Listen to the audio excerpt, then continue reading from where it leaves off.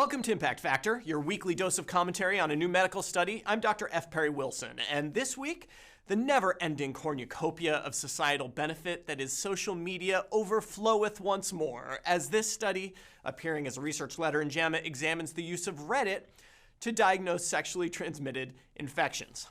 Many of you will be familiar with Reddit, but if not, it is, according to Alexa Analytics, the 6th most popular website in the US, just after yahoo.com, which I assume is due to being the default homepage on some browsers, and above wikipedia.org, which maintains its rank based mostly on my doing research for Impact Factor on Medscape.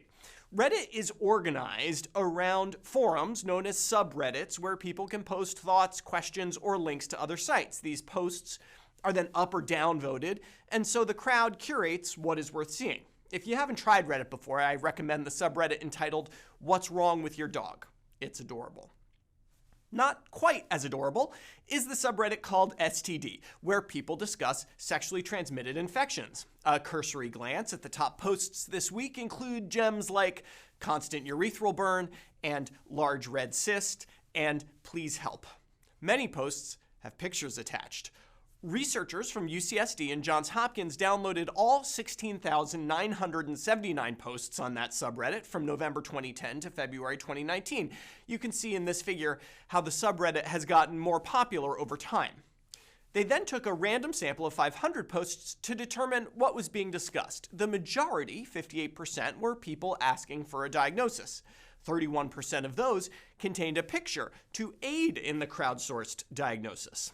1/5 of those who wanted a diagnosis had already received a diagnosis from a doctor or other provider, but wanted a second opinion. Impressively, almost every post got at least one response, and the median time to response was 3 hours. 80% were answered in less than a day. Of course, we have no idea whether the responses were remotely accurate, but given how long patients have to wait for a PCP visit, you can't beat those numbers. I was curious, of course, so I dug into the subreddit a bit to get a feeling for what goes on there. Yes, there was a lot of asking for diagnoses and a lot of pictures. There was also a lot of anxiety and a lot of support. And honestly, many of the suggested diagnoses were pretty accurate, but there were also some suggestions that were clearly wrong. And very few responses said what I think would be a no-brainer: if you're worried, see a doctor. And maybe that's the take home here. The stigma of STIs make seeing a doctor scary for lots of people. The anonymity of the internet can be really attractive, even if the strangers giving you advice are anonymous too. Okay, obviously Reddit is not the place you should go to get your STIs diagnosed, but it seems to me as a physician that we're missing a potential public health opportunity here.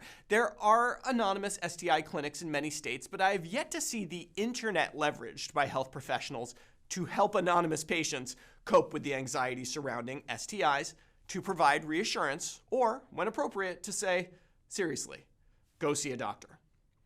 For Medscape, I'm Perry Wilson.